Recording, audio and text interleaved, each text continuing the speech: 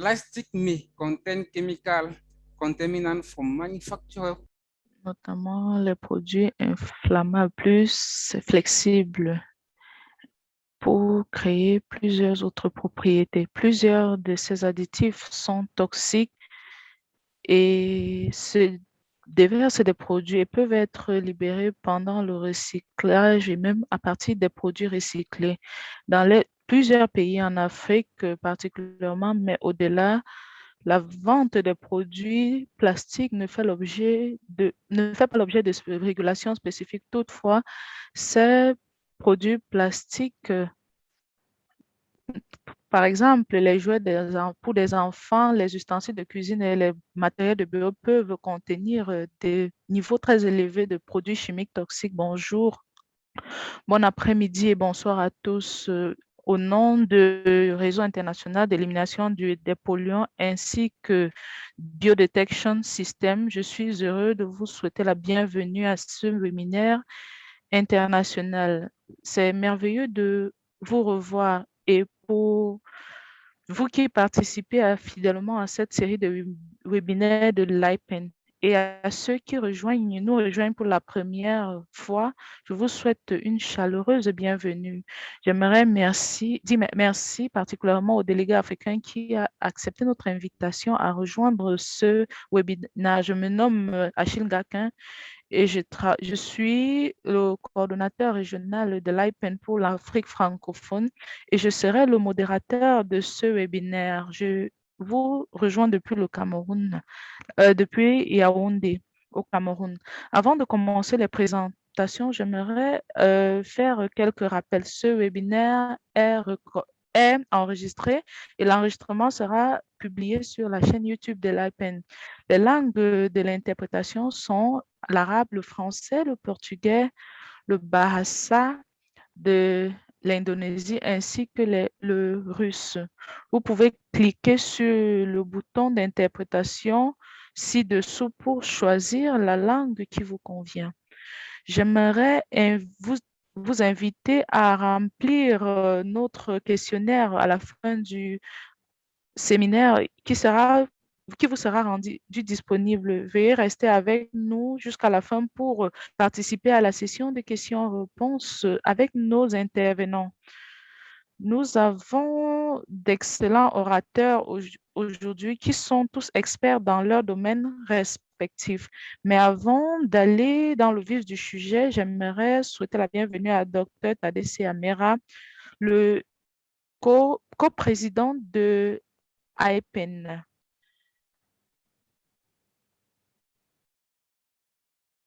Docteur Tadesse, oui, Achille, je vous remercie. Merci, bonjour à tous, bon après-midi, bonsoir à tout le monde. Je suis Tadesse Amara, l'un des coprésidents de l'IPEN. Pour ceux d'entre vous qui rejoignent ce webinaire de l'IPEN pour la première fois, ou bien qui entendent parler de l'IPEN pour la première fois, j'ai quelques diapositives que je vais vous présenter. Alors, les organisateurs vont vous afficher les diapositives.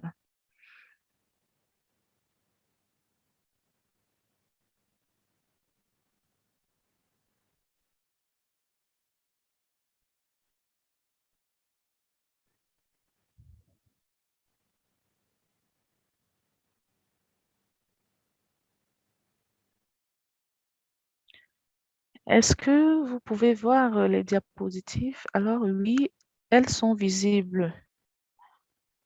C'est bon.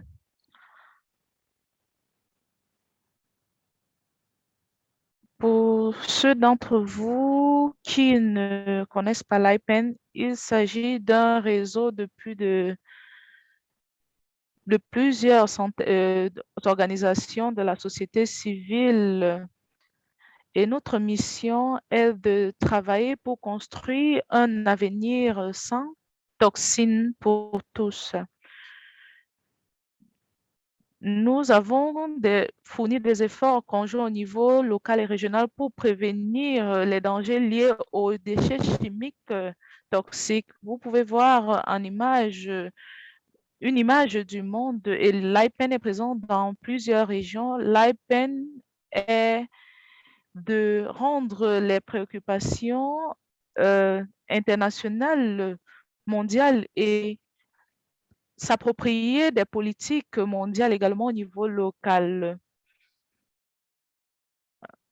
Alors, nous défendons une politique, des politiques internationales pour qu'elles soient formulées et respectées au niveau national. Nous travaillons de concert avec les gouvernements locaux pour nationaliser les politiques mondiales et nous ne nous arrêtons pas en si bon chemin. Nous faisons en sorte que les politiques nationales soient également adoptées au niveau international. Alors, c'est l'approche de l'IPEN de rendre les choses internationales nationales et les politiques nationales internationales.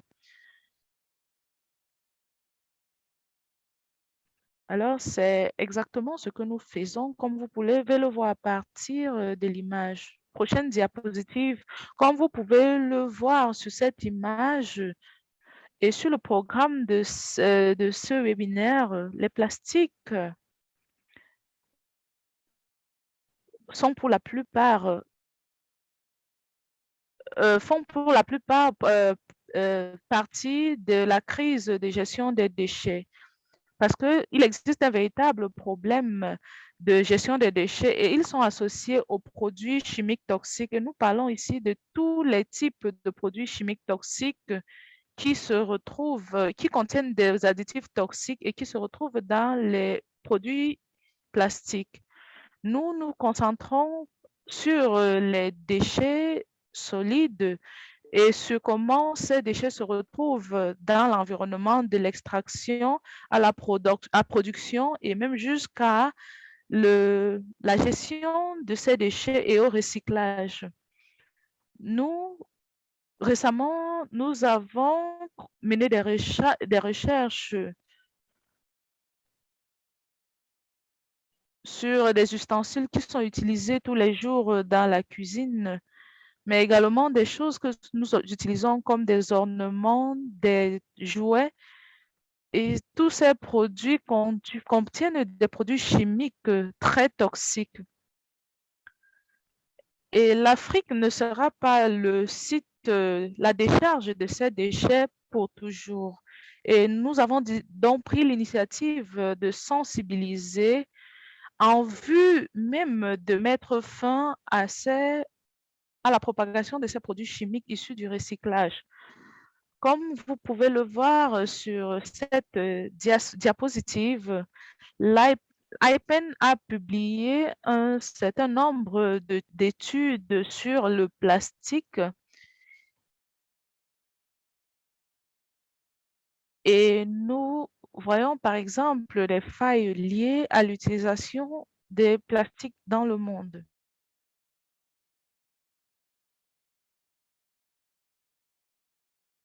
Nous avons décidé de parler du recyclage de ces produits parce que lors du processus de recyclage, alors ces produits chimiques sont déversés dans l'environnement. Le recyclage permet de déverser ces produits chimiques toxiques dans l'environnement et ceci a un effet sur la santé humaine et sur l'environnement. Nous encourageons nous avons une campagne pour éliminer l'impact des produits chimiques toxiques dans toutes les phases de la transformation du plastique, notamment la production, la transformation et la gestion des déchets. Et ce webinaire va nous permettre de répondre à certaines questions.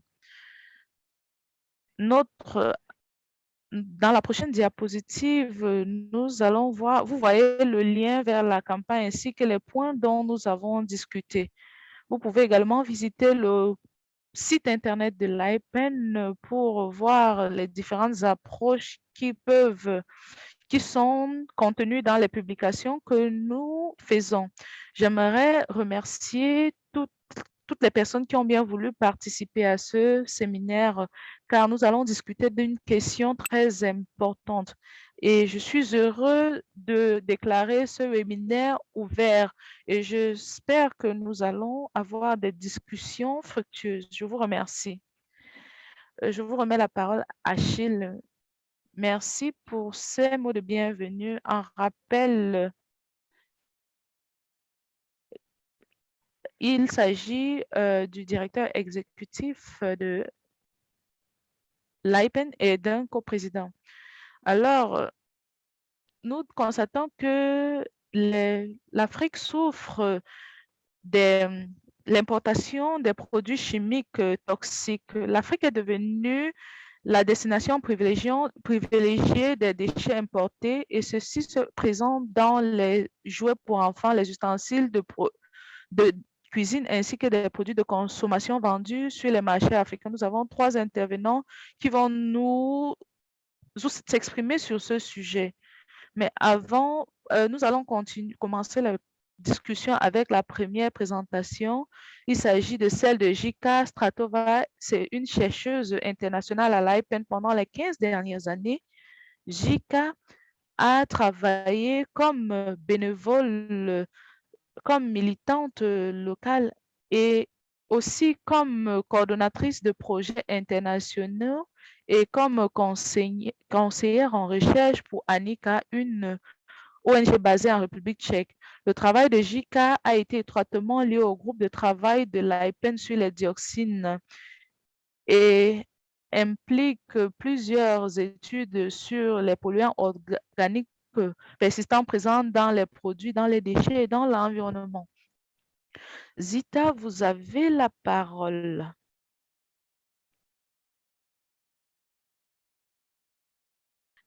Pardon, nous semblons avoir quelques problèmes avec l'audio de Jika. Alors, je vais vous partager avec vous mon écran et je vais réessayer. Est-ce que vous pouvez voir mon écran à présent? Alors, c'est bon. Merci une fois de plus de m'avoir passé la parole. Des milliers de produits chimiques utilisés au, au niveau industriel et les produits non intentionnels, les POPs sont un groupe très particulier, difficilement gérable, qui nécessite une attention tout aussi particulière. Une attention particulière dans la mise sur pied de stratégies et de mesures pour les éliminer de l'environnement. Ces stratégies doivent inclure une élimination progressive de la production et de l'utilisation de ces polluants dans les produits, mais nous ne pouvons pas négliger le nettoyage des produits et l'arrêt de la circulation des POPs. Il est également, en ce qui concerne, ces matériaux sont généralement trouvés dans des produits recyclés et nous devons trouver des limites, nous devons trouver une limite. Malheureusement,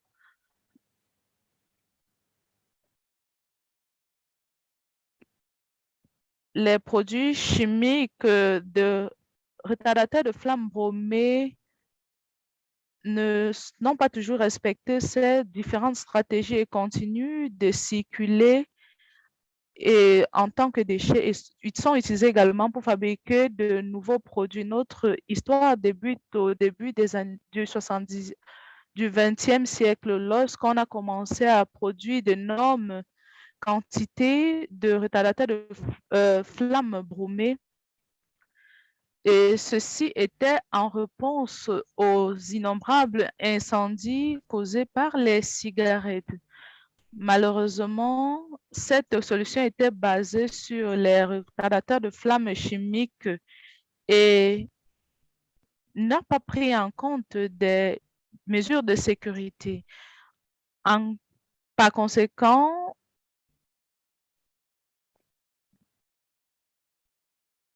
Les retardateurs de flamme bromée sont encore utilisés dans de nombreux produits jusqu'à présent.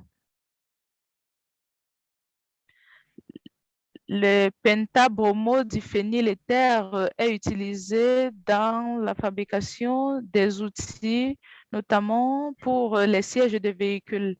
Les octa et décabromo diphényléther sont utilisés pour fabriquer les appareils électroniques, les télévisions par exemple. Les hexabromocyclododécanes sont utilisés dans le polystyrène expansé pour l'insonorisation des domiciles. Les retardateurs de flamme bromés sont omniprésents, notamment dans les ménages jusqu'à aujourd'hui. Les retardateurs de flamme bromée sont un sujet de préoccupation majeure car elles sont présentes dans la poussière, dans les domiciles et même dans le lait maternel. Ils ont des propriétés de polluants organiques persistants. Ils sont résistants à la décomposition dans des conditions naturelles et sont transportés sur de longues distances loin de leur origine et ils se retrouvent même dans l'Arctique. Ils sont responsables de plusieurs effets négatifs sur la santé, notamment sur le système nerveux et le système immunitaire et peuvent réduire le quotient intellectuel des enfants. Les retardateurs de flamme bromée augmentent également le risque de mort de suite d'incendie. Les produits contenant les retardateurs de flamme bromée, lorsqu'ils sont incinérés ou brûlés, rejettent d'autres substances bromées telles que les dioxines bromées lors du recyclage. Le dernier produit peut également, ces produits contiennent également des dioxines bromées. En réponse à de nombreuses préoccupations dans le domaine de la santé, les parties à la Convention de Stockholm ont décidé d'inscrire les polybromodiphényléther ainsi que l'hexabromоcyclododécane à l'annexe de la Convention pour une élimination à l'échelle internationale. Malheureusement, les penta- et octabromodiphényléther font partie des exemptions dans le cadre de cette convention. Ceci signifie que ces bromodiphényléther continuent d'être recyclés et cela produit de nouveaux produits. Jusqu'à présent, il y a 4 parties, notamment le Brésil, le Japon, la Turquie, entre autres. Heureusement, l'Union européenne, l'un des principaux acteurs dans le domaine du recyclage, a décidé de retirer ses exemptions en matière de recyclage en 2019. Notre histoire débute pendant les années 70, mais malheureusement, les retardateurs de flamme bromée continuent de circuler dans l'environnement jusqu'à présent. Nos familles continuent d'être affectées par les produits présents dans présents dans nos maisons. Mais ce n'est pas limité à cela. Il existe un impact plus grand dans les pays à faible revenu où les POPs sont déversés. Ces pays n'ont ni la technologie ni la capacité pour détruire les POPs dans les déchets.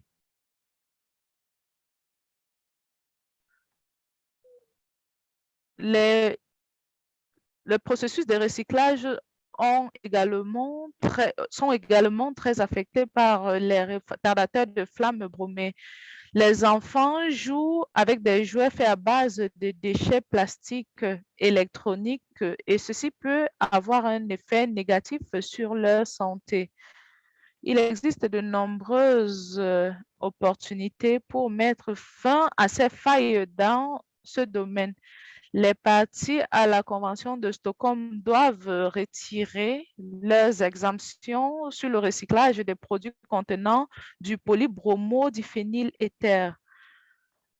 Au titre de la Convention de Bâle, les exportations de déchets électroniques vers les pays en développement et en transition doivent être arrêtées le plus tôt possible.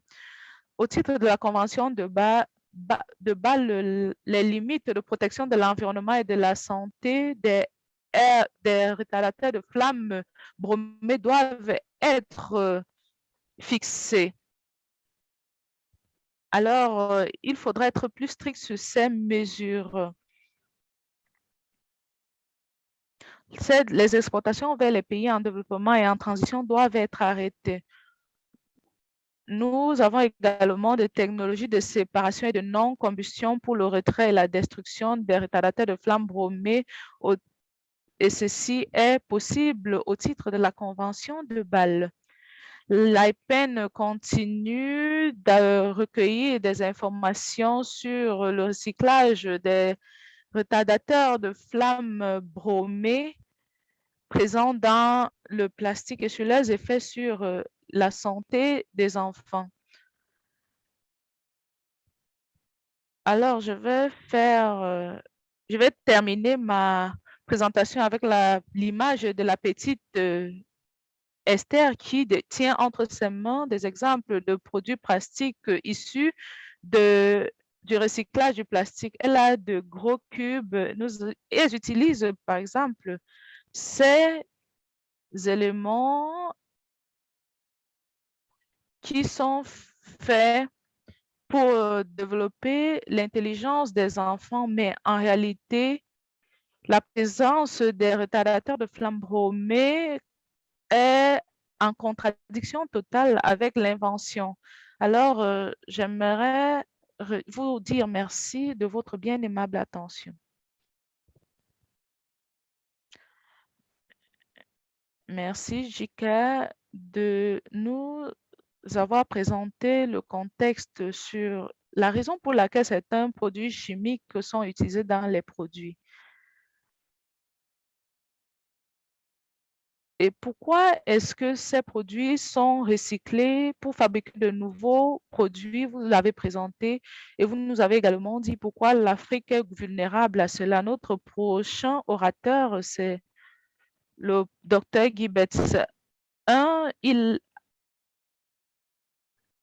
Il a eu son PhD en géochimie à l'université de Hubei au Japon en 2004.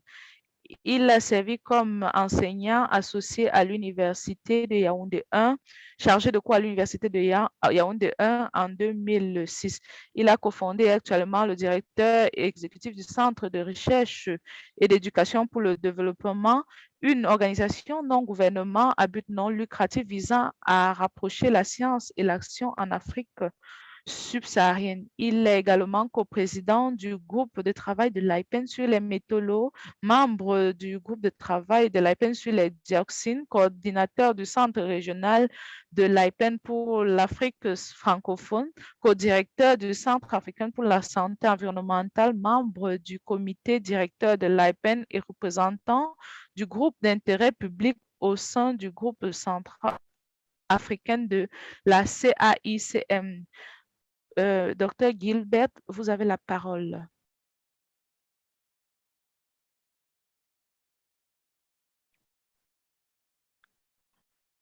Merci Achille de m'avoir passé la parole. Ma présentation est relative aux produits chimiques dangereux que l'on retrouve dans les produits en plastique en Afrique.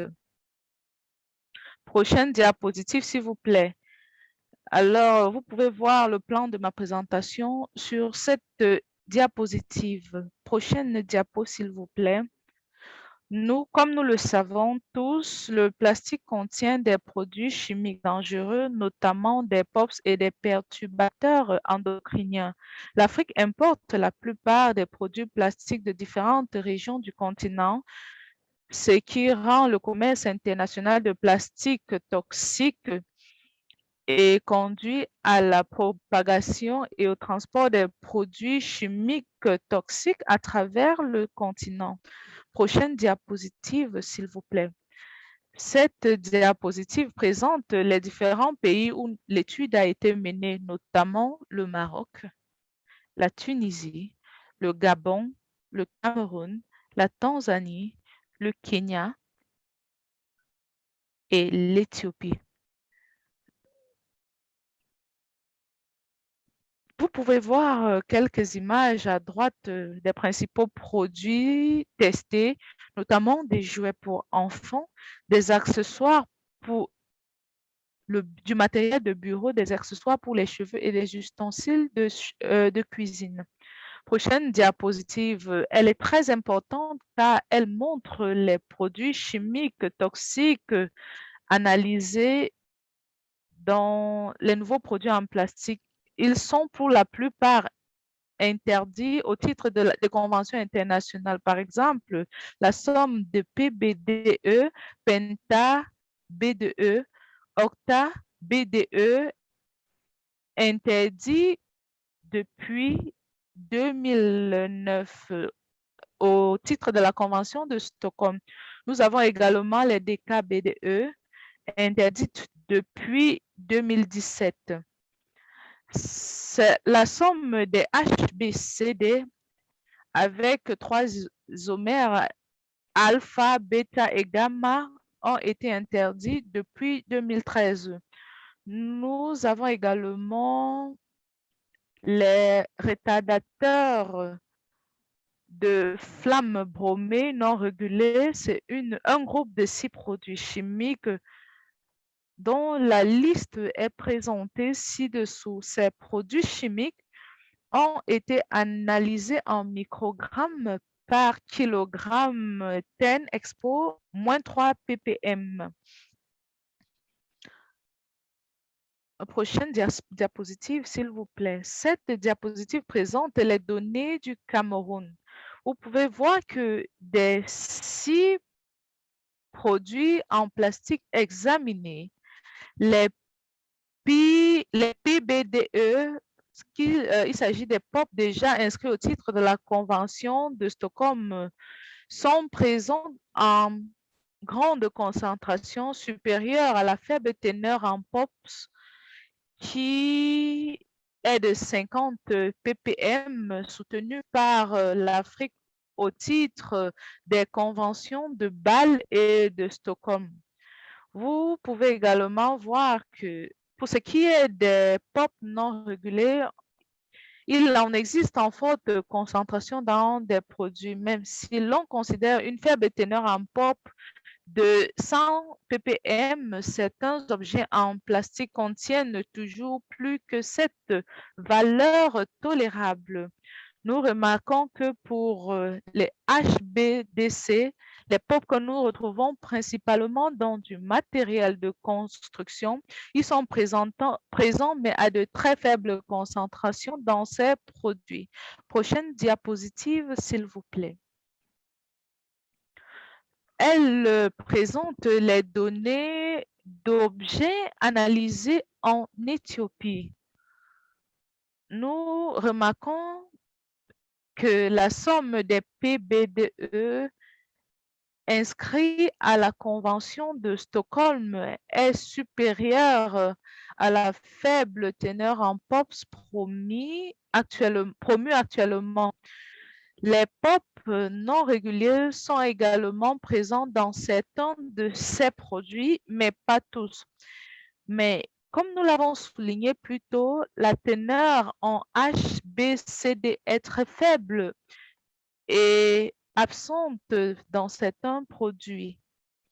Prochaine diapositive, s'il vous plaît. Elle présente les données d'objets analysés au Gabon et les résultats sont similaires. Les POP régulés au titre de la convention, de conventions internationales sont présents en de très fortes concentrations dans ces objets en plastique. Nous remarquons également que la somme des HBCD est très faible, mais présente dans certains objets en plastique. Les POP non régulés sont présents dans la plupart de ces objets en plastique achetés au Gabon. Prochaine diapositive, s'il vous plaît. Ici, nous avons les résultats obtenus au Kenya. Nous remarquons ici une voiture en jouet avec une très forte concentration de PBDE. Les enfants sont en contact avec cet objet dont la teneur est de près de 250 ppm, une teneur 5 fois supérieure à celle promue par l'Afrique. Ces produits sont présents dans la quasi-totalité des produits qui circulent entre les mains des enfants. Alors, nous avons l'ensemble des POP non régulés présents dans les produits collectés dans d'autres pays africains. Prochaine diapositive, nous avons ici les résultats obtenus au Maroc. Au Maroc, la tendance est pareille que dans les autres pays. Nous passons à la diapositive suivante.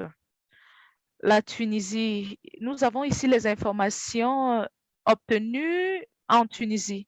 Ce qui est intéressant ici est que nous avons un ustensile de cuisine avec une somme de HBCD de près de 50 ppm, ce qui est contraire au plastique venant d'autres pays que nous avons présentés. Mais la tendance est la même pour ce qui est de la somme des PBDE dans les autres zones. Les POP non régulés sont présents dans la plupart de nouveaux produits plastiques analysés en Tunisie. Nous présentons à présent les résultats obtenus en Tanzanie. Même remarque, ce qui est intéressant ici est que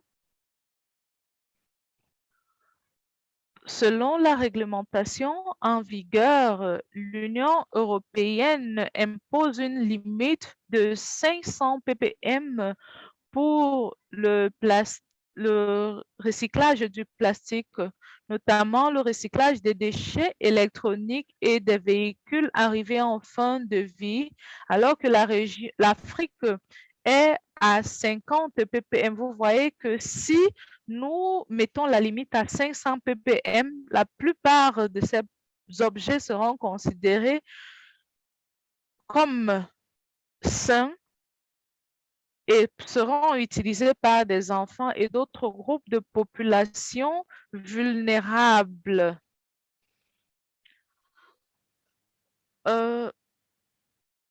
Nous allons à présent présenter les principales conclusions. Une forte concentration de PBDE s'est retrouvée dans le matériel de bureau, suivi des accessoires pour les cheveux, des jouets pour enfants, d'autres biens de consommation et des ustensiles de cuisine. Le niveau le plus élevé de HBCD a été trouvé dans des ustensiles de cuisine suivis de jouets pour enfants achetés en Tunisie.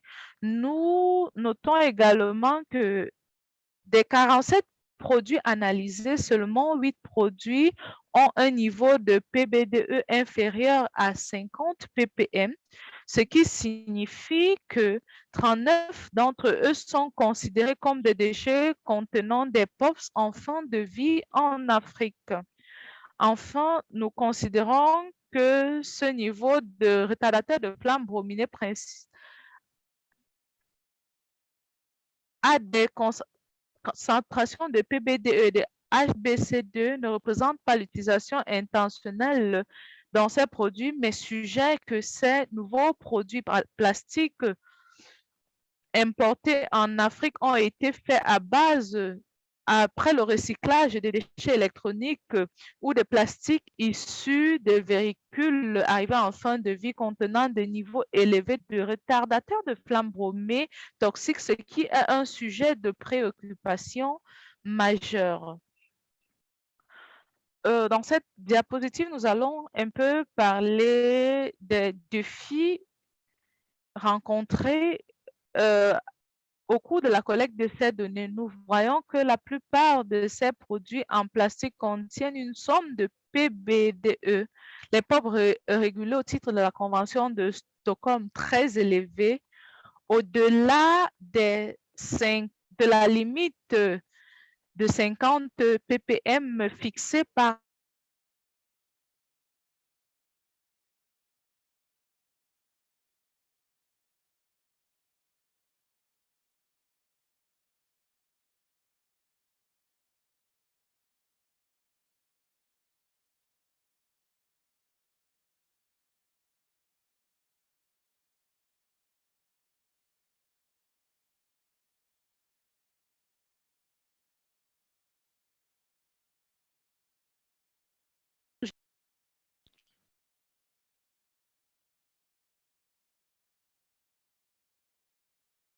cette image nous montre à suffisant comment les déchets urbains solides sont gérés et constituent une menace pour la santé humaine et environnementale.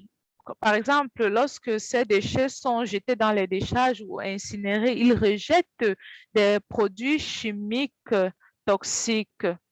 Et les produits chimiques toxiques sont ainsi transférés dans l'environnement. Et ceci est un véritable problème pour la santé humaine et pour l'environnement. Les conséquences sur la santé humaine seront certainement plus présentées par le prochain orateur, Peter. Merci de votre bien aimable attention. Si vous avez des questions en ce qui concerne cette étude, n'hésitez pas à me contacter à travers ces différentes adresses. Je vous remercie. Merci Gilberte de nous avoir présenté les résultats de cette étude importante. Comme nous pouvons voir, les échantillons collectés dans plusieurs pays en Afrique, notamment le Cameroun, le Maroc, la Tunisie et le Kenya, montrent des niveaux élevés des additifs chimiques toxiques. Et c'est l'une des raisons pour lesquelles les pays africains veulent protéger la santé humaine et l'environnement et sont en train de défendre, de se battre pour une limite conformément à la Convention de Stockholm. Nous allons passer à notre dernière présentation. Notre dernier orateur, c'est le docteur Peter Bernisch. Il est le directeur de Biodetection System basé à Amsterdam, aux Pays-Bas, depuis 2006. Il co-organise ce webinaire. Il est impliqué dans des tests de POPs, dioxine et PCB et des perturbateurs endocriniens depuis 1993. Il a travaillé et publié de nombreuses études sur ces sujets dans plusieurs pays. Son expertise scientifique porte sur l'analyse chimique et biologique de tous les types de polluants et des polluants chimiques et biologiques qui participent à de nombreux projets internationaux sur la bioanalyse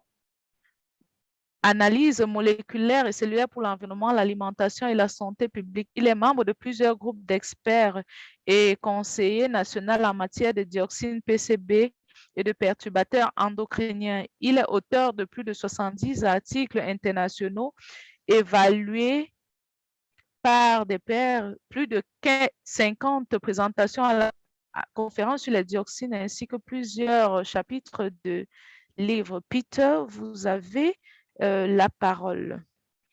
Mesdames et messieurs, merci d'avoir consacré de votre temps à ce webinaire sur le recyclage du plastique. Je suis heureux d'avoir l'honneur de parler aujourd'hui des effets toxiques des jouets en plastique issus du plastique recyclé sur les cellules du corps humain.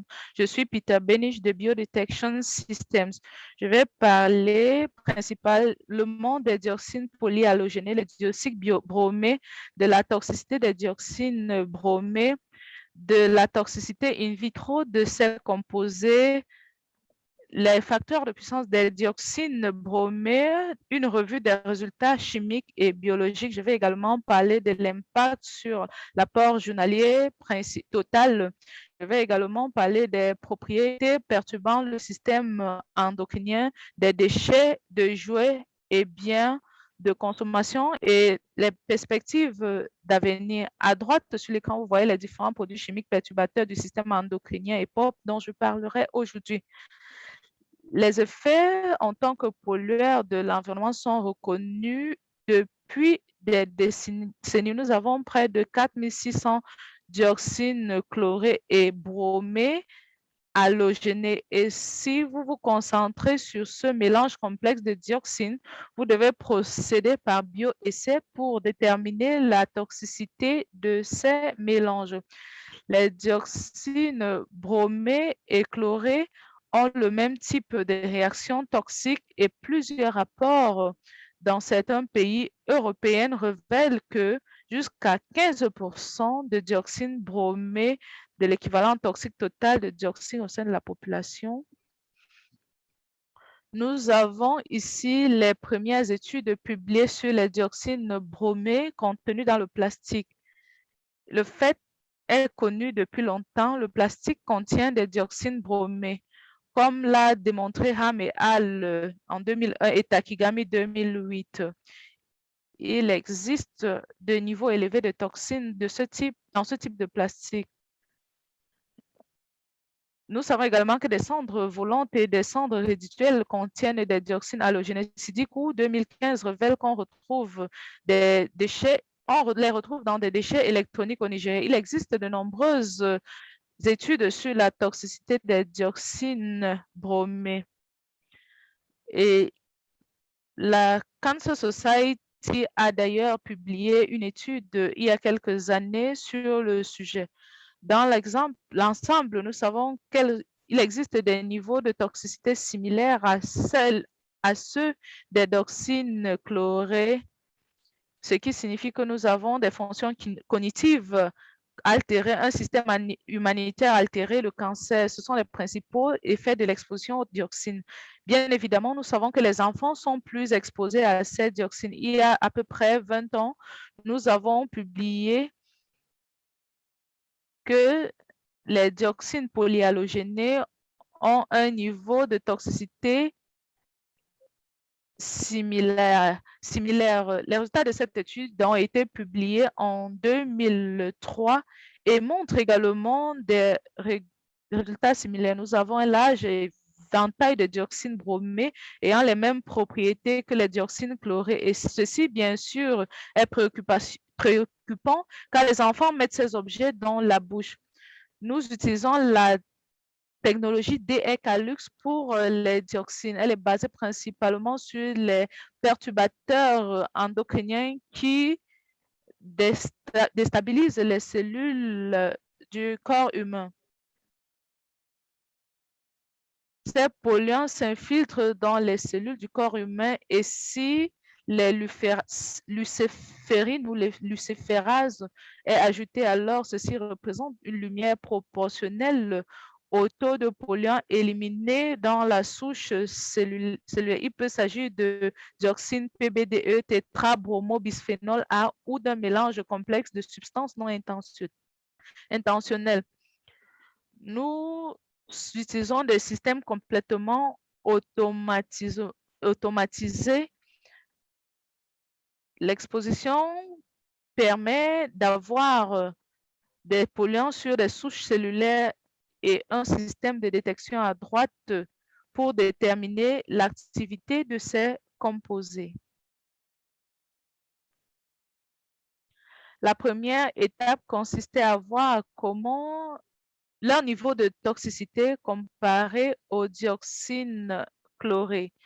Vous voyez ici que pour le DR Human Calyx, ils sont très actifs avec des valeurs supérieures à 0,1702, 1,1 pour des dioxines polybromées. La première étude a été menée sur du plastique provenant de nombreux pays, comme vous pouvez le voir ici, avec de nombreux types de produits plastiques, des pinces à cheveux, des cintres, des ciseaux, des pistolets. Clémence Budin a également fait une publication relative l'année dernière. Comme vous le voyez ici à gauche, les résultats des concentrations varient entre 5500 et 380 000. Si vous transformez ceci en équivalent toxique, vous verrez que le QET chimique est très similaire au QET biologique, ce qui signifie que les dioxines sont très dominantes dans l'analyse. Nous avons également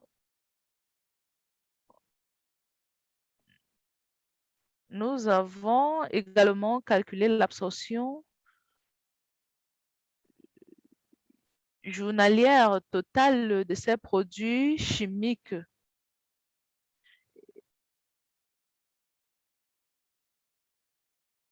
Nous avons calculé l'absorption journalière totale des produits chimiques et nous supposons qu'un bébé peut ingérer 8 mg de plastique par jour.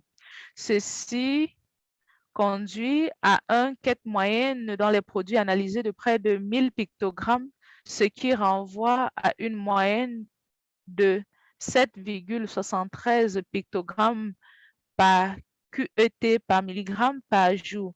Si nous considérons un bébé de 12 mois pesant 9 kg, alors on aura près de 0,9 pictogrammes par QET par kilogramme par jour. Le contenu total dans le repas est de près d'1 pictogramme par QET par kilogramme, ce qui est très similaire. Observons à présent la dose journalière admissible pour des enfants de 6, 12 et 24 mois. Tous sont à des niveaux de dioxine supérieurs à la dose journalière admissible de 0,28 pictogrammes par QET par kilogramme. Alors pour nous, ceci a un impact très significatif et à des niveaux de dioxine plus élevés que ce qui est recommandé pour des jouets. Nous avons également fait des tests sur des propriétés perturbant le système endocrinien, comme vous pouvez le voir ici. Nous avons tout d'abord mesuré le calux cytotoxique, le calux ER et calux anti-ER. Nous voyons que tous ces jouets et produits de consommation en plastique ont des propriétés de perturbant le système endocrinien. Nous avons également effectué des tests quantitatifs.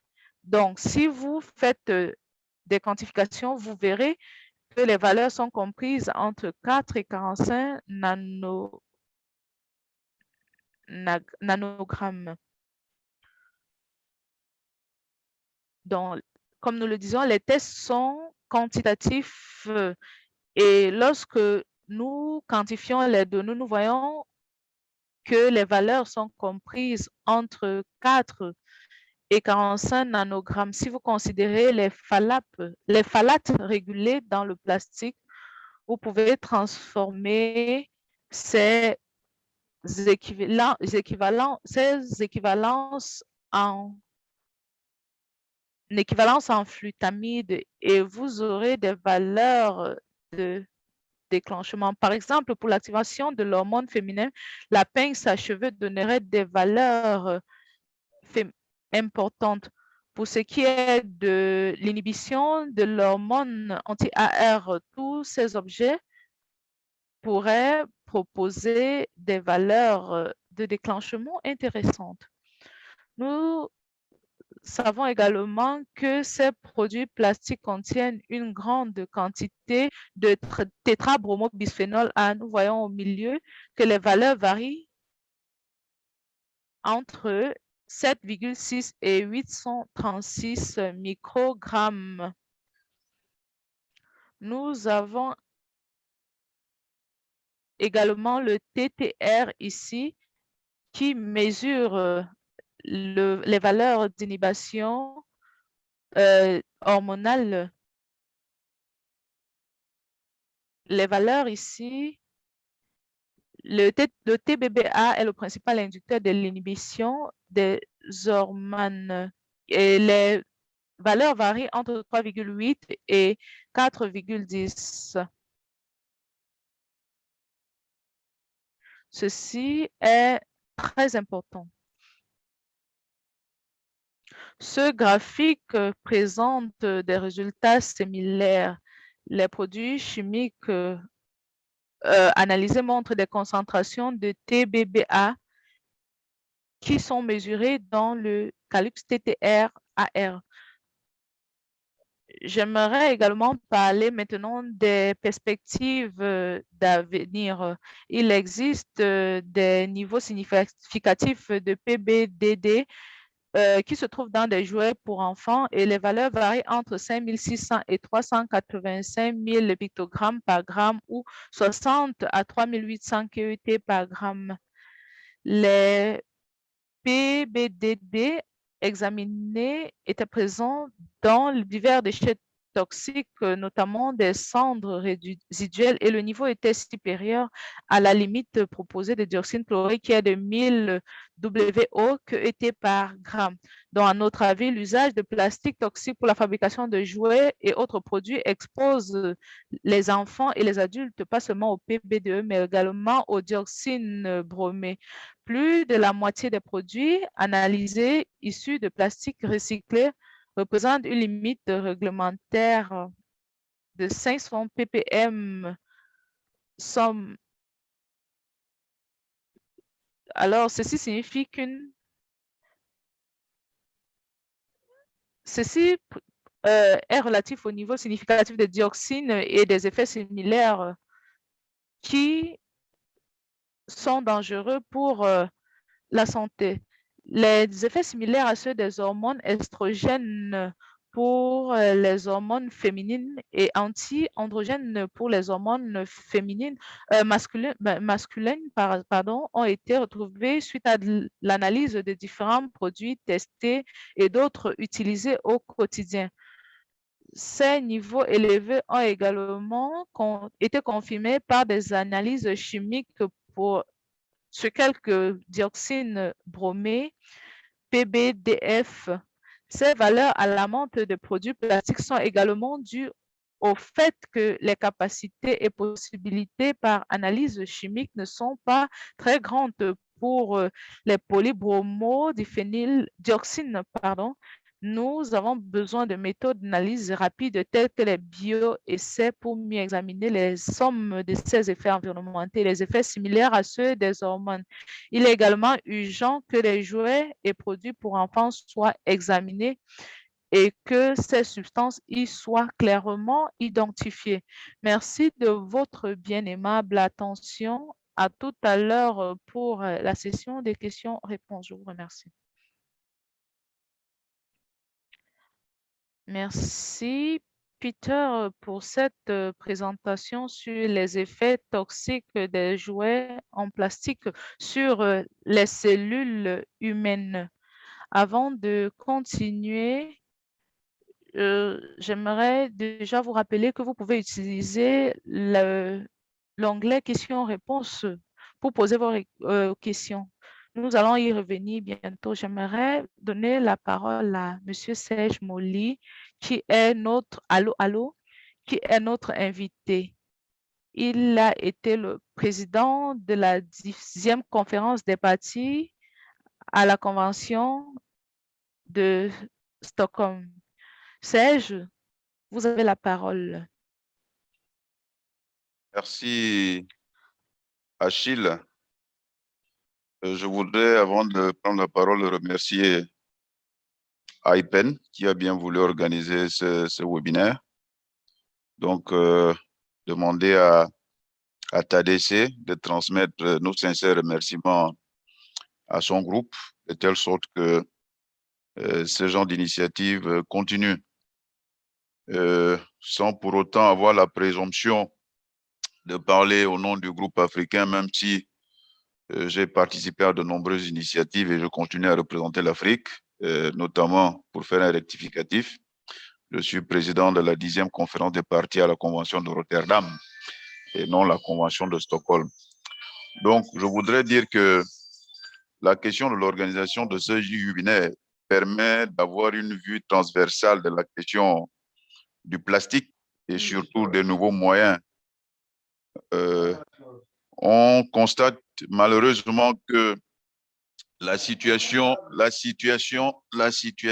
de la pollution au plastique est une question préoccupante. Le Gabon a eu l'opportunité de participer à l'initiative qui a consisté à évaluer ou à estimer la présence des plastiques dans de nombreux objets, dont le rapport qui a été présenté par Gilbert tout à l'heure. C'est une question d'importance capitale parce que les enfants sont les plus exposés et les enfants constituent l'avenir aussi bien pour l'Afrique que pour l'humanité. On est en droit de se demander si ceux-ci continuent à être exposés, quel sera notre avenir? Dans un contexte où le trafic devient de plus en plus préoccupant, où on dissimule des produits dangereux, et on ne sait pas quel est l'avenir. La question de la contenance ou des niveaux de POPs dans les produits reste une question capitale. Les pays comme le Gabon, l'Éthiopie ou la Tanzanie qui ont eu l'opportunité de participer à l'étude présentée par Gilbert peuvent avoir un synopsis qui n'est peut-être pas assez exhaustif, mais d'autres pays qui n'ont pas eu l'opportunité de participer à ce genre d'initiative-là, je pense quand même que doivent prendre le temps en marche. C'est pourquoi je me permets de demander à IPEN de multiplier des initiatives allant dans ce sens-là, parce que des résultats obtenus nous permettent d'avoir des plaidoyers pour que lors des négociations internationales qui traitent des questions comme l'exposition au PPDE, que les gouvernements qui prennent les décisions les prennent en toute connaissance de cause. Donc, voilà le premier commentaire que je pourrais faire vraiment très rapidement. Sinon, je pourrais intervenir plus tard. Merci, Achille. Je vous repasse la parole.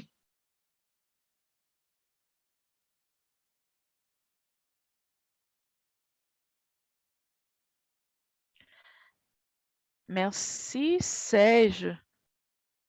Serge a été impliqué dans plusieurs projets, notamment relatifs à la gestion des déchets en Afrique. J'aimerais remercier tous nos intervenants pour cette présentation pleine d'informations. Chers participants, nous sommes prêts à lire ou à répondre à vos questions.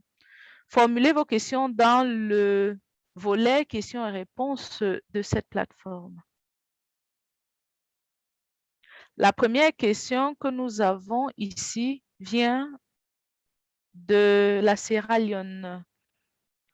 Le participant voudrait savoir si l'on a des données sur les produits chimiques toxiques en plastique en Sierra Leone. Je pense que Gilbert pourrait répondre à cette question. Merci Achille pour cette question de la part de notre collègue de Sierra Leone. Jusqu'à présent, nous n'avons pas de données sur ces produits toxiques en Sierra Leone, mais nous croyons que la tendance venant des 7 pays que nous avons présentés peut être appliquée à la situation en Sierra Leone, mais je reconnais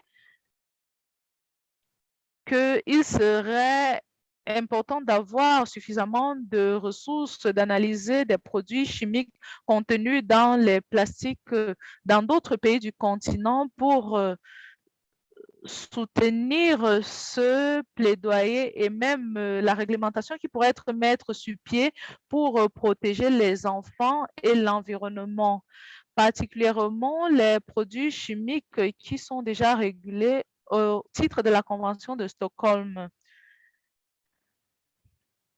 Peut-être Jika a quelque chose à ajouter. Est-ce que la Sierra Leone est exposée au recyclage des produits plastiques recyclés? Nous essayons d'avoir des données pas seulement de l'Afrique, mais également de l'Asie, de l'Europe et d'autres régions du monde. Nous savons déjà que le problème des produits chimiques toxiques issus du recyclage se pose partout dans le monde. Nous allons certainement essayer d'avoir plus de réponses. En ce qui concerne la manière dont les pays peuvent bénéficier du recyclage des produits chimiques toxiques, je ne sais pas de quelle façon les consommateurs peuvent bénéficier de ce type de recyclage. Ce que nous pouvons faire, par contre, c'est séparer les déchets. Il existe déjà des techniques usitées pour la séparation et elles sont basées sur la teneur en brome et ceci pourrait être appliqué. Il existe des méthodes très simples utilisées au niveau du recyclage informel. La technique de séparation utilise différents procédés de retardateurs de flamme bromée et nous savons que si ces retardateurs de flamme bromée sont traités, alors cela pourrait permettre d'améliorer la situation. Lorsque les polluants organiques persistants sont séparés, il pourrait avoir une technique qui permet de détruire ces produits chimiques et cela pourrait être appliqué. Si ce n'est pas le cas, nous avons par exemple la technologie de l'incinération et nous voyons qu'à travers ceci, l'on détruit les pulpes dans les déchets. Lorsque nous incinérons, par exemple, les retardateurs de flamme bromée peuvent être produits. Les retardateurs de flamme bromée ne devraient pas être exportés dans les pays à faible revenu ou à revenu à économie en transition. Alors, j'aimerais dire que au sujet de cette question, que cette vidéo sera disponible sur la chaîne YouTube sur sa chaîne YouTube. Une autre question vient de Alfred qui voudrait savoir si... Alors, en fait, généralement, les données que nous avons sont relatives à l'importation de produits. Est-ce qu'il existe des solutions pour des produits qui sont produits au plan local? Peut-être Peter pourrait donner une réponse à cette question. Je ne suis pas expert en matière de recyclage de déchets, mais nous pouvons par exemple avoir des réglementations strictes pour assurer le contrôle de ces POPs. Alors, il n'existe pas de loi précise sur la limitation de ces POPs dans l'environnement. Nous n'avons pas de données sur les additifs perturbateurs endocriniens présents dans le plastique. Nous avons besoin de plus de réflexion, plus d'études sur des réglementations et même davantage de tests de toxicité de ces produits chimiques toxiques. nous devons réguler l'utilisation des produits chimiques toxiques présents dans les plastiques, notamment les produits chimiques non intentionnels. Et ceci concerne l'Afrique tout entière. C'est pour l'Europe également et c'est pour la planète tout entière. Merci, Peter. Est-ce que je peux ajouter quelque chose à cela? Oui. Il s'agit là d'une question très importante du point de vue africain, parce que nous ne devons pas donner l'impression que l'on se concentre seulement sur le plastique importé des autres régions vers l'Afrique. Le problème ici, c'est que nous sommes en train de tirer la sonnette d'alarme sur le fait qu'il est urgent de mettre fin à l'importation des produits chimiques dangereux sur le continent.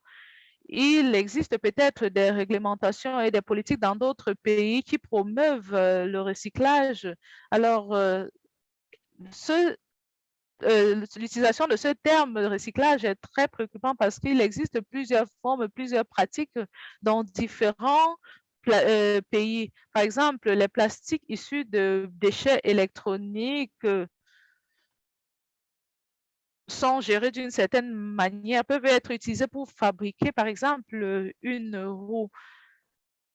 Alors, ils sont peut-être utilisés, ces produits sont utilisés dans certains pays pour fabriquer des produits. La priorité en ce qui concerne les produits importés, c'est qu'il faut arrêter le flot de ces produits chimiques dangereux parce qu'une grande quantité de plastique qui arrive ici à travers arrive ici sous forme de nouveaux jouets. Alors, il est également important de voir c'est en ce qu'il en est des plastiques produits au niveau local. Je pense également que ceci est un moment opportun parce que la Commission européenne a commencé le Green Deal en ce qui concerne la pollution. En février, il existe une tendance qu'en Europe, l'on va se concentrer principalement sur ces éléments. L'IPEN et d'autres ONG s'intéressent à la pollution et nous pensons que c'est ça qui constitue notre avenir. Nous espérons que nous aurons également des décisions importantes en Asie sur cette question.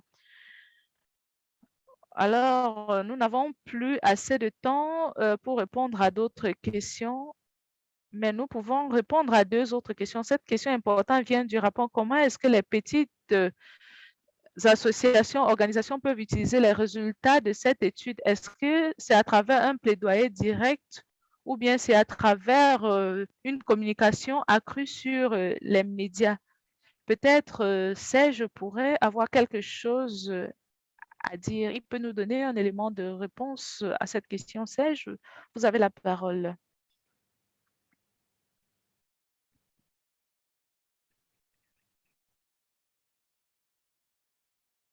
Alors, j'aimerais dire quelque chose. Oui. J'ai discuté avec plusieurs instituts nationaux et plusieurs agents, par exemple, de Mauritanie au Maroc, sur ces éléments. Je pense que les gens sont très informés, mais c'est une question très importante. Comment donc avancer?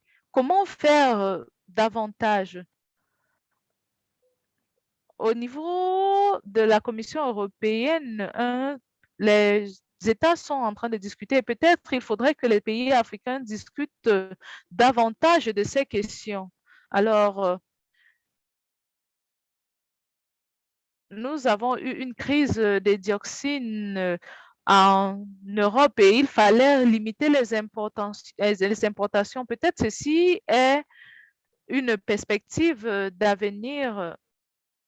Nous devons chercher comment nous pouvons, par exemple, accentuer des contrôles au niveau des frontières pour s'assurer que ces produits ne sont pas acheminés dans d'autres pays. Il faudrait également des discussions actives sur la question. et surtout des discussions relatives à ce sujet qui est celui de l'importation et de l'exportation des produits chimiques. Et nous recommandons à l'industrie, aux entreprises, aux industries de gérer cet aspect. OK, merci Peter. Peut-être nous aurons d'autres réponses venant de l'Afrique. J'aimerais ajouter quelque chose. J'aimerais déjà dire qu'il s'agit d'une question très importante. Comment est-ce que ces données peuvent être utilisées du point de vue du Maroc? Ceci dépend de comment l'organisation est, comment l'organisation comprend et applique la Convention de Stockholm dans le pays. Je pense qu'il n'y a pas de formule magique, tout dépend de comment l'ONG travaille dans le pays. Elle peut par exemple partager les informations avec les points focaux et leur dire que nous avons des produits toxiques qui viennent sous forme de nouveaux produits en plastique. Nous savons que ces produits chimiques sont dangereux pour la santé de notre population et pour l'environnement. Et nous savons qu'au niveau international, l'Afrique milite pour une faible teneur de ces produits chimiques dans le plastique. Et c'est une grande opportunité de soutenir cette faible teneur de PBDE régulée au titre de la Convention de Stockholm. Voilà, par exemple, une façon de partager l'information. Nous pouvons également procéder à des plaidoyers à travers les médias. Ceci dépend de l'objectif de ce que nous voulons atteindre comme objectif au niveau du continent. Merci, Gilbert. Serge, est-ce que vous voulez ajouter quelque chose? Oui, merci. Effectivement, le dernier aspect évoqué par Gilbert est très intéressant en termes de plaidoyer. Je pense que le problème auquel nous faisons face en Afrique, c'est que ceux qui sont au fait de l'information n'ont pas les outils pour les faire véhiculer. Je le dis pourquoi? Parce que travaillant pour le gouvernement, travaillant pour le gouvernement et entretenant des rapports avec des ONG, la société civile, j'ai compris quels étaient les challenges auxquels l'administration était confrontée pour adresser une problématique telle que tout est prioritaire. Quand tout est prioritaire, aucun pays ne peut aller individuellement pour résoudre une problématique telle que la question de la gestion des plastiques toxiques. Je pense que l'approche, je tire encore le chapeau à l'AIPN qui appuie l'Alliance de haute ambition pour l'Afrique, qui est le nouveau régime 5e. Je pense que ce sont des initiatives qui doivent englober tous les pays, organisés, de telle sorte qu'on puisse établir une stratégie qui est endossée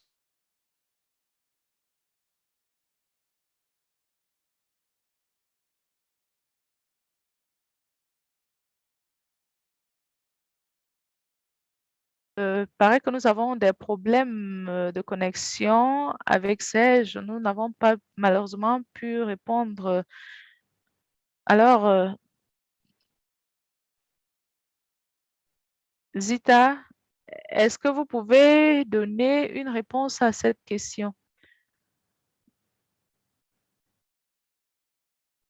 Alors, est-ce que je pourrais savoir de quelle question il s'agit? Il s'agit d'une question de Yannick en Australie. Elle est relative à ceci. Est-ce que ce problème de produits toxiques contenus dans le plastique, est-ce que cela constitue un problème pour l'économie circulaire? Est-ce que vous pouvez partager votre avis sur cette question en 1 minute, s'il vous plaît? Je suis désolée, mais du fait de problèmes techniques, je n'ai pas pu écouter votre question. Est-ce qu'un autre panéliste a pu écouter la question? Peut-être Peter peut nous donner un élément de réponse. Alors, je n'ai pas écouté la question, certainement dû à des problèmes techniques.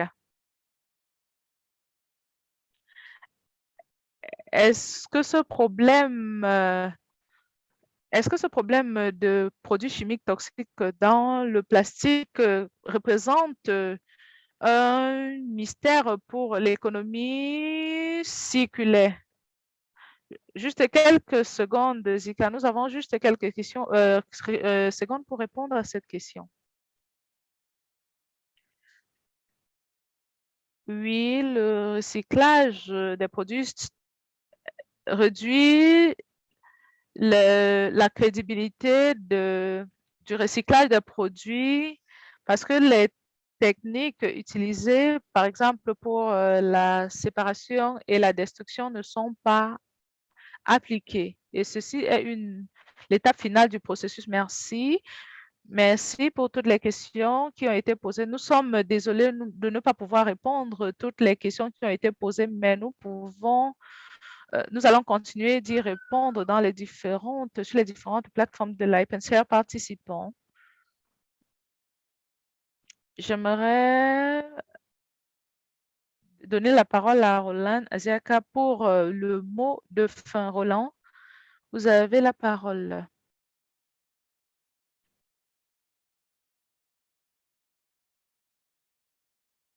Roland, est-ce que vous êtes là? OK, toutes mes excuses. Je suis très heureuse d'être parmi vous et j'ai écouté et suivi avec attention toutes les présentations. Et je pense que ce webinaire est très important car il présente de nombreuses questions relatives au recyclage du plastique et des produits, et aussi au sujet des produits chimiques toxiques qui s'y retrouvent. Sur la base de tout ce qui a été dit lors de ce webinaire, nous voyons qu'en Afrique, le problème est très sérieux. Plusieurs études qui ont été présentées, notamment les publications de IPEN, montrent l'importance du problème. Comment est-ce que les produits chimiques toxiques affectent la santé et l'environnement? J'ai noté quelque chose de particulier de la présentation de M. Gilbert Quepo lorsqu'il a présenté les données, notamment les différentes conclusions des études. Ces données nous donnent de voir les différents défis liés à ce domaine. Alors, comment est-ce que nos pays africains à présent peuvent gérer les déchets toxiques ainsi que le recyclage des plastiques toxiques? Ceci est un défi très important. Et si vous avez écouté l'intervention de M. Molly, et il nous a dit qu'il a collaboré avec la société civile lorsqu'il était avec le gouvernement. Alors, je me pose un certain nombre de questions. Comme nous l'avons dit, plusieurs pays africains régulent peuvent réguler les produits chimiques toxiques dans les jouets pour enfants. Mais cela n'est pas fait dans les produits importés. Lorsque nous regardons la production de plastique dans le monde, elle croît à une vitesse exponentielle. Et nous ne savons pas ce qui va arriver dans les 30 prochaines années. Alors, il y a également un problème relatif aux gouvernants, à certains gouvernants africains, pour ne pas dire tous. Certains gouvernants africains pensent que les nouveaux produits en plastique sont sains. Et ce qui fait qu'on n'a pas suffisamment accès aux additifs chimiques toxiques utilisés dans le plastique. Enfin,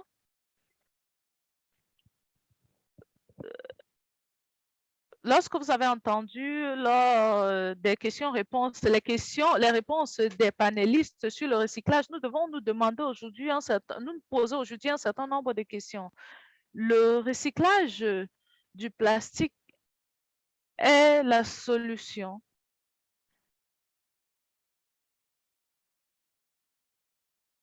Ceci peut également être une façon de rejeter des déchets toxiques dangereux en Afrique.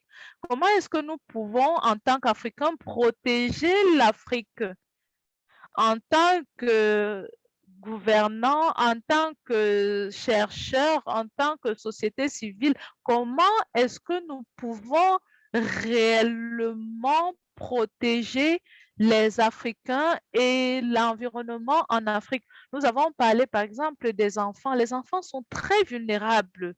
Pas seulement les enfants, mais nous qui sommes des adultes, sommes exposés. Nous consommons, nous sommes les consommateurs de ces produits. Si nous prenons, par exemple, l'ODD 12 qui parle de la production responsable et de la consommation responsable, tout ceci nous invite à l'action. Alors, j'aimerais terminer en disant que les dirigeants africains doivent arrêter le flux des plastiques dangereux en Afrique et des déchets plastiques en Afrique. Il faut également des politiques pour réglementer et pour contrôler ces produits. Nous avons besoin d'informations. Si nous n'avons pas de données, certains pays, par exemple, n'ont pas de données. Et si nous n'avons pas de données, comment est-ce que nous pouvons faire un plaidoyer efficace? Comment est-ce que les pays, les organisations de la société civile peuvent collaborer avec les gouvernements pour faire face à ce type de défi? Je pense que c'est ce que je retiens de ce webinaire qui, pour moi, est très important. Nous devons réellement commencer à travailler sur ce sujet. Nous ne le voyons pas, mais ces produits ont un impact considérable sur l'environnement et sur notre santé. Merci, Roland, d'avoir soulevé certains points importants lors de ce séminaire. Peut-être nos orateurs peuvent revenir sur certains de ces éléments. Peter, est-ce que vous avez quelque chose à ajouter au sujet des commentaires de Roland? Roland s'était très bien exprimé. Vous devez travailler de concert. Il faut plus d'informations, il faut plus de personnes impliquées. Alors, au niveau de l'éducation, au niveau même des jeunes, au niveau des universités, il faut des progrès en ce qui concerne la pollution, l'environnement, les POPs, le recyclage. Toutes les industries, tous les pays africains doivent se mettre ensemble dans ce sens. Nous sommes tous exposés aux polluants. Nous devons également nous soucier des personnes qui souffrent. Tout le monde doit s'impliquer dans le processus. Donc, très beau discours, Roland. Merci. Merci, Roland. Merci, Peter. Avant de terminer, est-ce que Jika voudrait répondre à une question importante que nous avons ici et nous pensons qu'elle est importante? Zita, nous avons cette question. Est-ce que vous pouvez y répondre? Merci. J'aimerais remercier Roland pour ce discours. IPEN soutient vos efforts. J'aimerais encourager les gouvernants qui sont présents à ce webinaire à se joindre à nous qui peuvent se rejoindre à de petits groupes de travail et pour travailler ceci un environnement où nous pouvons avoir notre mot, nous pouvons avoir à dire, nous pouvons influencer les mesures. Il s'agit là des mesures qui peuvent nous permettre de mettre fin à l'importation des déchets toxiques et des POPs dans la région africaine. Je vous remercie. Merci à tout le monde. Avant de terminer, nous vous invitons à remplir le formulaire que vous recevrez à la fin de cette session. Vous les recevrez également dans vos adresses, dans vos boîtes électroniques. Ceci nous permettra d'améliorer nos futurs webinaires. Chers amis, chers participants, nous espérons que vous avez trouvé le webinaire d'aujourd'hui utile pour votre travail et pour vos intérêts. Merci de nous avoir rejoints et soyez prudents. Merci et à bientôt. Merci, c'est un plaisir. Merci. Thank you. My Bye-bye. pleasure. Thank you. Merci. Serge, bonjour, merci. Bonjour. Beaucoup depuis Lomé. À bientôt. Bye. Bye, à Merci. bientôt. À bientôt. OK. Au revoir.